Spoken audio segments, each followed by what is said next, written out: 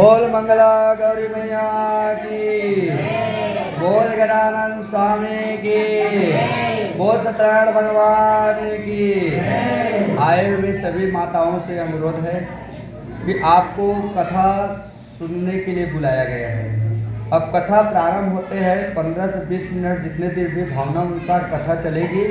आप लोग मन लगा करके कथा सुनेंगे। आवाज़ आएगा तो मेरी भावना खत्म हो जाएगी, क्योंकि आवाज़ जब आता है ना तो लोगों के मन में कथा सुनने की होता है। आप जितना मन से सुनेंगे मैं उतना भाव से कथा सुनाऊंगा। और कथा से आप लोग विदित है, सत्यनारायण भगवान की कथा आप लोग हमेशा सुन चुके हैं। कथा वही रहेगी, केवल उसमें कुछ मेरी भावना जुड़ी हुई है। तो कृपया मन लगा करके सुने। मैं भगवान से प्रार्थना करूंगा कि उस कथा से आपके जीवन में कोई ना कोई परिवर्तन जरूर आने वाला है। ये मैं आपको दावे के साथ कह सकता हूँ। मैं कोई सुन करके नहीं, कोई समझ करके नहीं आया हूँ कि वैष्णो जी के घर में जा रहा हूँ तो कुछ गा करके बोलूँगा। मैं कुछ सोच करके नहीं आया हूँ। जैसी कथा में जाऊँगा, क्या सुनाऊँगा, क्या बोलूँगा, ठाकुर जी जाने, क्योंकि इस व्यास गद्दी की महत्ता होती है। तो सर्वप्रथम आज की जो कथा है, विशेष महत्व के आयोजन किया गया है माँ मंगला गौरी व्रत उद्यापन के लिए। तो सर्वप्रथम हम जो कथा करेंगे मंगला गौरी, और मंगला गौरी की कथा के पश्चात जो है, जैसे मंगला गौरी कथा विश्राम होती है, उसके बाद हम श्री सत्यनारायण भगवान की कथा की ओर प्रवेश करेंगे। तो मंगला गौरी की जो कथा है संक्षिप्त रूप में करूँगा, तो आप लोग कृपया ध्यानपूर्वक सुनेंगे। जब भी किसी व्रत या अनुष्ठान हम जब करते हैं तो उसको करने से पहले उनके फल के बारे में हम लोगों को जानकारी होता है। जब तक के फल के बारे में हम नहीं जानकारी लेंगे ना, तब तक के हमें उस व्रत को नहीं करेंगे। तो उसका फल क्या होता है, इसमें लिखा हुआ है कि जो मनुष्य प्रातः काल उठ करके इस विष्णु लक्ष्मी संवाद को श्रद्धा भाव से केवल पढ़ लेता है, उसे लक्ष्मी जी का वियोग नहीं सहना पड़ता, केवल पढ़ने भर मात्र से। और लक्ष्मी जी की उस पर सदैव कृपा बनी रहती है तथा दुर्भाग्य उसके पास कभी नहीं भटकता है। देखो इतना फल इस मंगला गौरी व्रत के केवल पढ़ने बस से है, सुनने बस से है, तो उसको पूजन करने से फिर और क्या होगा। उसके बाद मंगला गौरी, अब सुन ले कि मंगला गौरी व्रत करने से लक्ष्मी जो है प्रसन्न हो जाती है, रुक के नहीं जाती है, लेकिन हम उनका पूजन करें कैसे, ये भी मानता रहता है। भाई बिना जानकारी के हम उनका पूजन नहीं कर सकते, तो उसका जानकारी होना भी जरूरी है। तो इसमें आगे के क्रम में है, श्री गणेश तथा अंबिका जी को प्राण प्रतिष्ठा करके एक पीठ पे पत्रे पर गौरी देवी को स्थापित करती है।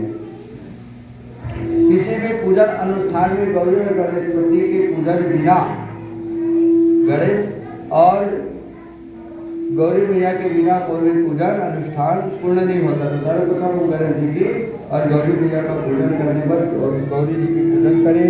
फिर लोका अनुसार उसे पत्थर की शिला स्थापित कर गेहूं के आटे के एक दीपक बना करके 16 धागों से बने घृत पूर्ण बत्ती का दीपक प्रज्वलित करना है। तत्पश्चात सबसे पहले हमें प्रातः काल ब्रह्म मुहूर्त में, अच्छा वाला है, ब्रह्म मुहूर्त में उठना चाहिए। हम लोग कितने बजे उठते हैं? जो भी मनुष्य अच्छा आवाज आती से होगा तो मस्त। हाँ, हमें उठने कितने बजे चाहिए? मैं ऐसे मेरे यजमान है जो ना कभी सूर्य उदय होता है उसको नहीं देख पाते, केवल डूबते हुए देख पाते, 12-12 बजे सो के उठते हैं। जो मनुष्य ब्रह्म मुहूर्त में उठ जाता है उसे किसी प्रकार का रोग नहीं हो सकता है। इतना मैं गारंटी के साथ, दावे के साथ दे सकता हूँ। देखो भावना बनते जा रही है ना।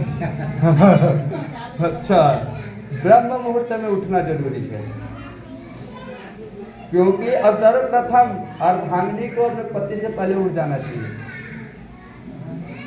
राम जी गुरु कि सोने के बाद सोते थे और गुरु के उठने से पहले उठ जाते थे।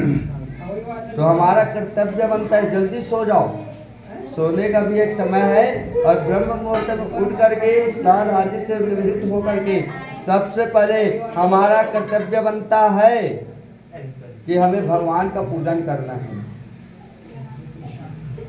और उसके बाद अपने आप को पूजन में बैठने से पहले अपने आप को शुद्ध करना है, पवित्र करना है।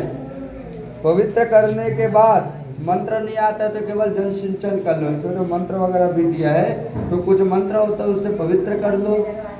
पवित्र करने से जो हम लोग इधर उधर जो जाए रहते हैं, कीड़ा उड़ा कुछ हो जा रहा था, पवित्र हाथों को हम लोग जो है छू लिए रहते हैं। तो जब भी कभी पूजा करो, केवल ऐसी अनुष्ठान करने की जरूरत नहीं है।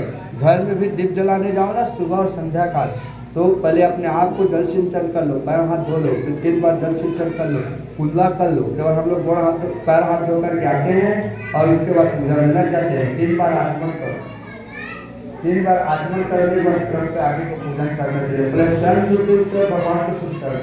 हम स्वयं शुद्ध नहीं, भगवान को क्या शुद्ध करेंगे। उसके बाद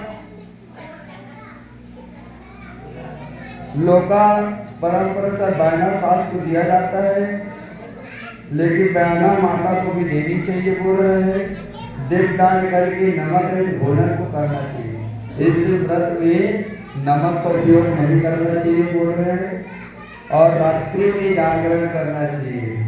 कोई भी अनुष्ठान करो, जिस दिन घर में आपका बड़ा आयोजन होता है ना, तो उसका पूर्ण फल तभी प्राप्त होगा। आगे सत्यनारायण की कथा में बताऊंगा कि किसने जगह क्या होता है। जिस दिन आपके घर में कोई भी अनुष्ठान हो, रात्रि नहीं सोना चाहिए, रात्रि को कीर्तन करना चाहिए। और रात भर नहीं कर सकते तो 1 घड़ी कम से कम कीर्तन करना चाहिए, तब जा करके आपको फल मिलेगा। हम लोग कोई भी अनुष्ठान करते हैं, कोई भी पूजन करते हैं, दिन में हम लोग अनुष्ठान कर लेते हैं और रात को थक गया बोल करके जल्दी सो जाते हैं, फल मिलने वाला नहीं है। उस रात को जागरण का भी महत्ता बताया गया है। तो जब भी आपका अनुष्ठान हो, आज हनुमान जी के घर में सत्यनारायण भगवान की कथा हो, हनुमान जी से हम तो अभिचय अनुरोध करेंगे, रात को कीर्तन का आयोजन जरूर करो। नहीं है तो हरे राम हरे कृष्ण का आयोजन करो और इस कार्य को अनुष्ठान को पूर्ण फल प्राप्ति करो। आधा अधूरा करने से हमें फल की प्राप्ति नहीं होती है। ऐसे दूसरा बात, हमें ना केवल बड़ा अनुष्ठान होना तभी नहीं, घर में भी रह करके परिवार के साथ 4 लोग बैठ करके ना कम से कम 4 भजन ही तो ना हो, सत्संग प्रतिदिन करना चाहिए। सत्संग करने से ज्ञान की प्राप्ति होती है। सत्संग करने से जितने भी लोग द्वेष सब है मुक्त हो जाते हैं। सत्संग करने से परमात्मा के करीब हम लोग होते हैं। नहीं आता गाने मत आए, लेकिन गाओ। भगवान आपको भजन और सिंगर बनने की जरूरत नहीं हो, तो आपको भाव से देखेगा। तो प्रतिदिन हमें सत्संग भी करनी चाहिए, इससे आदत बनी रहेगी रात को जागरण करने की। अब कथा में प्रवेश करते हैं। धर्मराज युधिष्ठिर ने भगवान श्री कृष्ण से कहा कि हे गोविंद, हे रघुनंदन, आप कृपा पूर्वक पुत्र की दीर्घ आयु होने का कोई व्रत हो तो हमें जरूर बतलाइए। इस पर भगवान श्री कृष्ण ने कहा कि हे ऋतुसूदन युधिष्ठिर, मैं तुम्हें एक ऐसा व्रत के बारे में बतलाता हूँ जो पुत्र को दीर्घ आयु करने वाला तथा स्त्रियों को सौभाग्य प्रदान करने वाला है। यह व्रत मंगला गौरी व्रत के नाम से जाना जाता है। अब इसकी कथा जो है उस विधि के बारे में मैं आपको बतलाता हूँ। प्राचीन समय में एक कुंडिन नामक नगर में धर्मपाल नामक एक ब्राह्मण भक्त वैश्य रहता था। ये ब्राह्मण ना हर घर गांव में आप पाओगे, अब तो विलुप्त तो होते जा रहे हैं। ब्राह्मण के बारे में हर जगह महत्व दिया गया। सत्यनारायण भी कथा सुनेंगे तो ब्राह्मण रहता है, इस कथा में भी बोला ब्राह्मण रहता है। ये ब्राह्मण के घर में ही ज़्यादा कथा होती है। इसमें भी बोल दिया, पहली बार पढ़ रहा हूँ तो मैं देख रहा हूँ। उसके और उसका कोई पुत्र भी नहीं था, ब्राह्मण के घर में कोई पुत्र भी नहीं था, इसलिए दोनों पति पत्नी सदैव चिंतित रहते थे। और आत्मदेव नाम का ब्राह्मण भी था, लेकिन उनके यहाँ सारे संपत्ति था, उसके यहाँ भी कोई पुत्र नहीं था, वो भी चिंतित रहता था। ये व्रत उसको पता चल जा रहा था, चिंतित होने की जरूरत नहीं था। लेकिन जब कोई ज्ञान नहीं मिला रहता तो जानकारी नहीं होता। इसको देख करके मेरे को उसकी याद आ गई, आत्मदेव का। और उसके बाद उसके यहाँ भस्म, रुद्राक्ष और जटाधारी एक भिक्षुक नित्य भिक्षा मांगने के लिए आता था, लेकिन वह भिक्षा में अन्न नहीं लेता था। यह बात एक दिन वैश्य की पत्नी ने वैश्य को बताई, तो वैश्य ने उससे कहा कि हे प्रिय, फिर कभी वह भिक्षुक आए ना तो तुम स्वर्ण आदि आभूषणों से सज धज कर गुप्त रूप से उसकी झोली में स्वर्ण डाल देना। अगले दिन जब भिक्षु न भिक्षा मांगने के लिए आया, तब वैश्य की पत्नी ने वैश्य के बताए अनुसार स्वर्ण आदि आभूषणों से सज धज कर भिक्षु की झोली में गुप्त रूप से स्वर्ण को डाल दिया। इस पर उस जटाधारी भिक्षु ने उसे शाप देते हुए कहा कि तुम दोनों जन्म भर संतानहीन रहोगे, क्योंकि बता करके डालना चाहिए। तब वैश्य की पत्नी ने उस भिक्षु से कहा कि हे महात्मने, आपने मुझ पर निरपराध शाप दिया है, तो आप ही इस शाप के उद्धार का उपाय भी बताइए। वैश्य की पत्नी की दीन वचन सुनकर के भिक्षु को उस पर दया आई।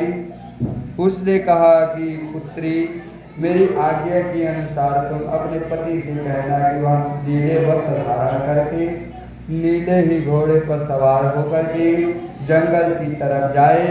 जहाँ भी उसका घोड़ा रुके वहाँ की भूमि को वह खोदे।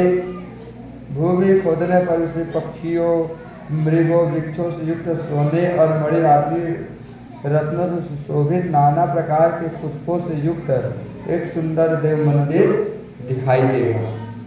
उस मंदिर में भक्तों पर कृपा करने वाले जगत जननी भगवानी विराजमान है। उसकी तुम्हें भक्ति भाव से आराधना करनी चाहिए, वही तुम्हारा उद्धार करेगी। भिक्षु के वचनों को सुनकर के वैश्य की पत्नी ने भिक्षु के चरणों में सिर झुकाया। वह भिक्षु जो है अंतर ध्यान हो गया। वैश्य जब घर लौटा ना, तो उसकी पत्नी ने भिक्षु द्वारा बताई गई बातें जो है अपने पति को बताया, और यह भी कहा कि लगता है वह भिक्षु कोई चमत्कारी तो था नहीं जो अचानक गायब हो गया, बोला कोई चमत्कारी रहा होगा। अब दूसरे दिन वस्त्र धारण करके नीले ही घोड़े पर सवार होकर जंगल की ओर चल पड़ा। मार्ग में उसे अनेक प्रकार के सब जीव दिखाई दिए, लेकिन वह निर्भय होकर के आगे बढ़ता रहा। अंत में उसके साथ एक मनोरम तालाब दिखाई दिया।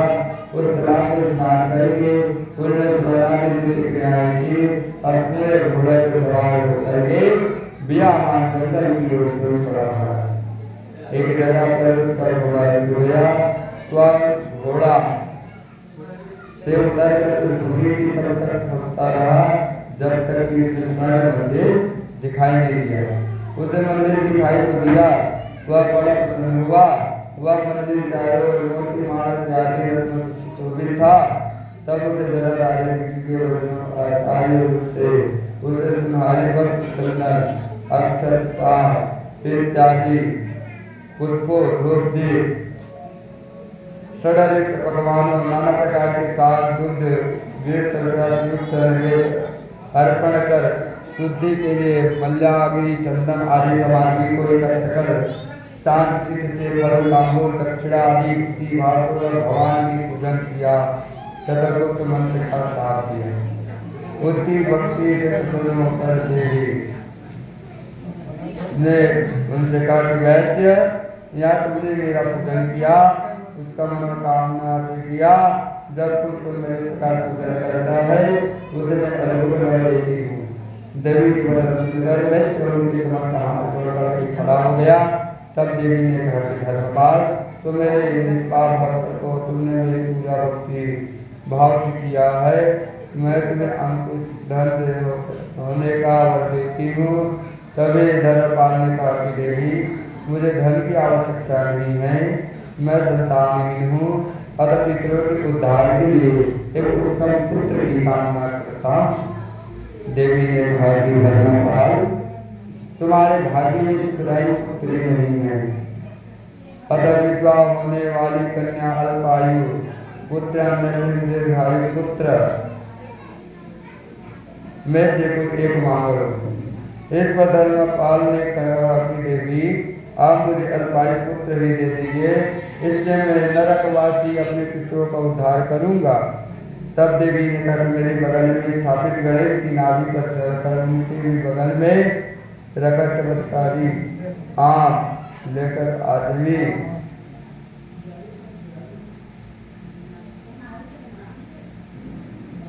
चमत्कारी आम लेकर अपनी पत्नी को खिला देना, इससे तुम्हें अवश्य पुत्र की प्राप्ति होगी।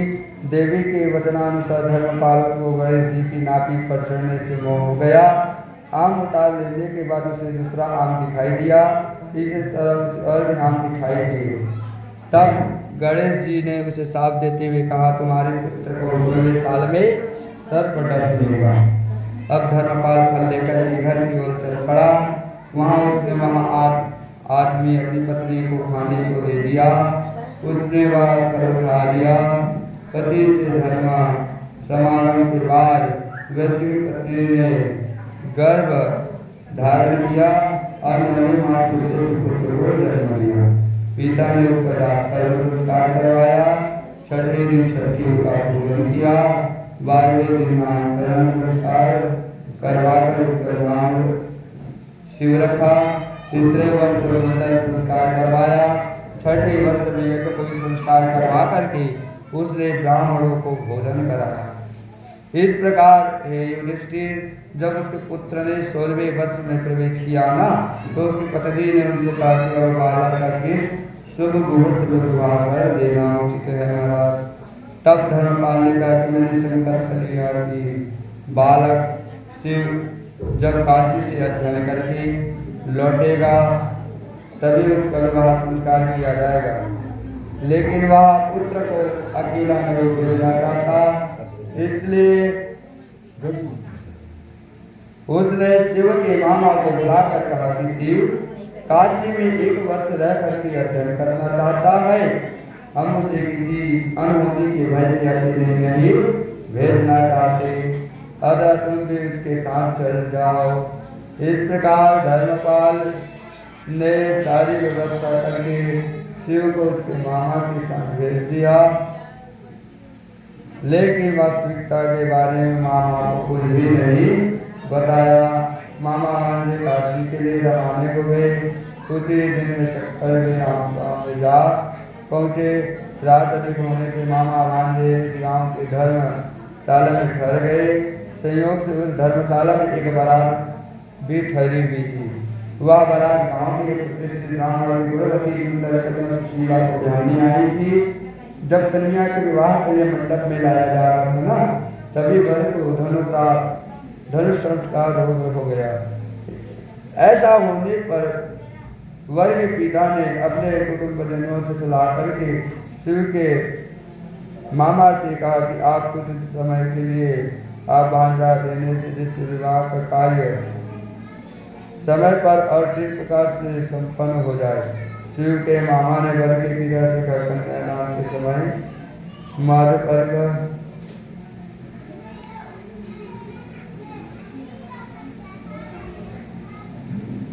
शिव के मामा ने वर के पिता से कन्यादान के समय मधुपर्क आदि से जो भी कुछ वर को मिले वह सब मुझे दे दिया जाए तो मेरा भांजा दूल्हा बन जाएगा। वर के पिता ने शिव के मामा की शर्त स्वीकार कर ली। तब शिव के मामा ने शिव को दूल्हा बनाकर विवाह मंडप में भेज दिया। इस तरह विवाह करके सारे कार्य विधि विधान से पूरे हो गए, लेकिन वह वजह सुशीला के साथ भोजन नहीं कर पाया। वह सोचने लगा कि विवाह के सारे कार्य तो मेरे कारण संपन्न हो गए, जबकि विवाह किसी अन्य प्रकार के होने से अब वह पत्नी किसी की कैसी कहलाएगी, मेरी या उसकी। ऐसा सोचते हुए उसकी आंखों से आंसू आ गए। तब वधू द्वारा उसे उसकी उदासी का कारण पूछने पर उसने वह सारी बात उसे बता दिया। 2 असली वर के पिता और उसके मामा के मध्य हुई थी। तब वधू बोली कि वह विवाह के विपरीत यह कैसे हो सकता है? देव, ब्राह्मण अग्नि के समक्ष मैंने तो आपको ही पति माना है, अतः आप ही मेरे वास्तविक पति हैं। मैं आपकी पत्नी हूँ, उसकी अन्य कहीं नहीं। इस पर शिव ने कहा कि ऐसा न कहो, क्योंकि मेरी आयु बहुत कम है। मेरे बाद तुम्हारी क्या गति होगी, पहले उसका विचार कर लो। लेकिन सुशीला की बात पर दृढ़ थी। इलायची दवा। सुशीला ने शिव से कहा कि जो गति आपकी होगी वही गति भी मेरी होगी। फिर दोनों भोजन करके सो गए। ब्रह्म मुहूर्त में शिव ने वधु को 3 नगों वाली एक अंगूठी और एक रुमाल देते हुए कहा कि प्रिय, ये ले लो, इन्हें संकेत समझ करके शांत हो जाओ। मेरा जन्म मरण होने के लिए एक पुष्प वाटिका बनाकर उसमें 9 मल्लिका लगाओ। उस 9 मल्लिका को नित्य सूचना, जिस दिन मेरा मरण होगा उस दिन 9 मल्लिका के पुष्प सूख जाएंगे। वे हरे भरे रहे तो समझना कि मैं जीवित हूँ। इसमें जरा भी संदेह मत करना। इतना कहकर के वह चला गया। उधर सवेरा होने पर विवाह कार्य की समाप्ति के लिए वर और बाराती मंडप में आए तो वधु ने उस वर को देखकर अपने पिता से कहा, यह तो मेरा पति नहीं है। रात्रि में मेरा पारिग्रहण संस्कार करके जिसके साथ नहीं हुआ है, यदि आपकी नजर में मेरी पति है तो यह बताए कि मैंने इसे क्या दिया था। मधुपर्क, दूध, घी, जल, शक्कर का मिश्रण और कन्यादान के समय मैंने जो आभूषण आदि दिए थे वह दिखाएं। और रात्रि में मैंने इसे कहा गुप्त बात कही थी वह भी मुझे बताएं। पिता के कहने पर वर को बुलवाया गया। वधु की बातें सुनकर उसने अनिश्चितता जाहिर की। फिर लज्जित होकर वहाँ से चला गया और बारात भी अपमानित होकर के लौट गई। उधर शिव अपने मामा के साथ काशी पहुंचा। कुछ समय बीतने पर काल की प्रेरणा से एक सर्प रात्रि के समय उसे डसने के लिए आया, लेकिन वह उसे डस नहीं पाया, क्योंकि शिव के सास यानी सुशीला की माँ मंगला गौरी के व्रत करते थे, जिसके प्रभाव से शिव के प्राण बच गए। जैसा कि मंगला गौरी ने सुशीला को स्वप्न में जो कहा था ना, उसके अनुसार उसने अपनी माता को बयाना दिया। सुशीला ने देखा कि पुष्प वाटिका हरी भरी है, तो उसे विश्वास हो गया कि उसका पति जीवित है। उसने अपने पिता को शिव को ढूंढने के लिए भेजा। 16 साल बीतने पर दोनों मामा भांजे घर लौटे रहे थे, तभी मार्ग में सुशीला के पिता की उनसे भेंट हो गई। वह सब घर पहुंचे। कुछ दिन वहां रुककर शिव अपनी पत्नी, मामा और दहेज के सामान के साथ घर की ओर चढ़ पड़ा। स्वर्णमास होने से मंगलवार को सुशीला ने मंगला को व्रत रखा। यज्ञ योजन यात्रा करने के बाद उसने भोजन किया। सुशीला बोली, श्री गौरी का विसर्जन प्रतिष्ठ आदि करके हमें माता पिता के दरबार को जाना चाहिए। ऐसा कहकर वह उस स्थान पर आई जहाँ श्री गौरी का आह्वान किया था। वहाँ उसने देवी को अत्युत्तम स्वर्ण मंदिर देखा। सुशीला ने गौरी विसर्जन की दाना दे दिया तथा उन्होंने माता पिता के दर्शनार्थ स्थान किया। पुण्य नगर के निकट पहुंचने पर नगर में वासियों ने उसे देखकर विचार करने लगे। उसने जाकर धर्मपाल से कहा, धर्मराज, तुमने मेरे पुत्र को, पत्नी को, मामा और अन्य लोगों के साथ आते देखा है, वे इधर ही आ रहे हैं ना? तब तक वह सभी घर पहुंच गए। शिव ने माता पिता के चरणों में प्रणाम किया। मामा ने अपने पति धर्म को स्वीकार किया। सुशीला ने सास ससुर के चरणों में सिर झुकाया। सास ने सुशीला से कहा, जिस व्रत के प्रभाव से मेरा पुत्र दीर्घायु हुआ है वह मुझे बताओ। सुशीला ने अपने सास को मंगला व्रत तथा उनकी सुविस्तार बातें बताई दी। तरह उसकी सास भी मंगला व्रत करने लगी। व्रत के प्रभाव से उनके घर में सुख शांति छा गई। भगवान श्री कृष्ण ने कहा कि हे युधिष्ठिर, स्त्रियों को यह व्रत अवश्य करनी चाहिए। धर्मराज युधिष्ठिर ने कहा कि हे कृष्ण, अब आप कृपा करके इस व्रत की विधि को भी बतलाइए। भगवान श्री कृष्ण ने कहा कि विवाह के पहले वर्ष करके 5 वर्ष तक श्रावण मास में 4 मंगलवार को यह व्रत किया जाएगा। पहले वर्ष माता के ग्रह में पिता की गृह में करना चाहिए। गेहूं के आटे को बड़ा दीपक बनाकर घी से भर कर तथा एक छोटा गोला गेहूं का आटे बनाकर रखे। दीपक में 16 धागों की बत्ती जलाएं तथा गण पुष्पादि षोडश से मंगला गौरी का पूजन कर अंग पूजन करें। धूप दीप निवेद आदि का बयानों को संकल्प करें। ब्राह्मण माता सास और अंधों को विस्तार पूर्वक लड्डू कंच की चोली वस्त्र फल दक्षिणा से युक्त बयाना दिया। 16 दीपकों से आरती किया। नमक रहित अलना अन्न का भोजन करे। रात्रि में जागरण कर सवेरे स्नान से निवृत्त होकर शांत मन से मंगला गौरी का विसर्जन तब जीवदान के कार्य पति की दीर्घायु की कामना वाले स्त्रियों को ऐसे वह 5 वर्षों तक करना चाहिए।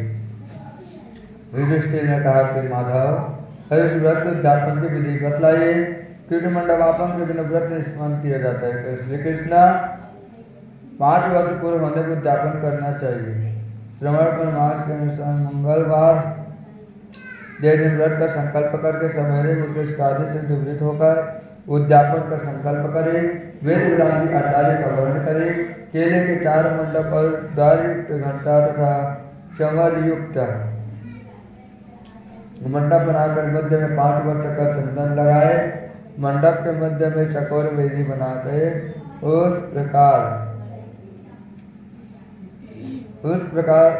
उस वेदी में 5 रघुकर लिंग मंडल बनाए।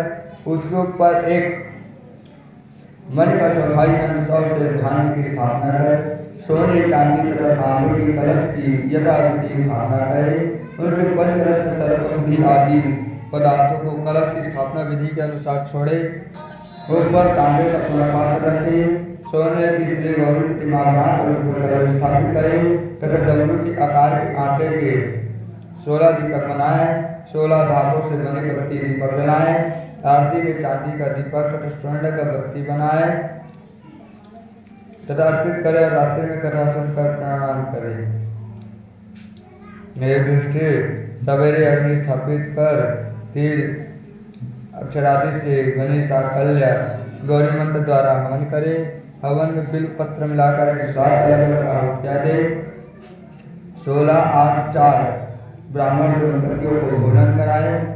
माता पूजन कर वस्त्रादि संकल्प कर दे। यह पकवान ताम्र और वस्त्रादि से युक्त ब्राह्मण उचित आदि का भोजन कराकर स्वयं भोजन करे और भोजन कर इष्टजनों के साथ भोजन करे। ऐसा विधि करने से व्यवधता दूर होती है। मंगला गौरी तट दूसरा। प्राचीन समय में सरस्वती नदी के तट पर बरनी विमलापुरी के राजा चंद्रभाग ने अप्सराओं के साथ आदेशानुसार अपनी छोटी रानी विशालाक्षी से मंगला गौरी का व्रत करवाया था। किंतु बड़ी रानी जनिता ने व्रत का धागा तोड़ डाला और व्रत करवाया। किंतु बड़ी रानी मधुजा ने उसे व्रत का धागा तोड़ डाला। पूजा की निंदा की फलस्वरूप वह पागल हो गई और आम्र सरोवर तथा ऋषियों से गौरी कहाँ वो कार्य करते हुए पूछने लगी। अंत में माता गौरी की कृपा होने पर वह अपनी पूर्व अवस्था को प्राप्त हुई और व्रत करके सुख से रहने लगी। बोल सत्यनारायण भगवान की, बोल वृंदावन बिहारी लाल की। आप गौरी की मंगला गौरी की उसको रखना चाहिए। उसको तो बाकी लोग रखे रहो। सत्यनारायण कथा करने का आप लोग एक साथ चढ़ाना। अब सत्यनारायण की कथा में अब एकदम लिमिट पे कहूँगा। समय को देखते हुए 15 मिनट में पूरा 60 छोटा शब्दों में क्या करके एक साथ 5 अध्याय को पूरा कंप्लीट करूँगा, क्योंकि समय का अभाव है और सबको देखना होगा। ठीक है, चलिए फिर पकड़ लीजिए। फिर एक बार की बात है, सन बताइए ना, बताइए सन। बोल मंगला गौरी भैया की।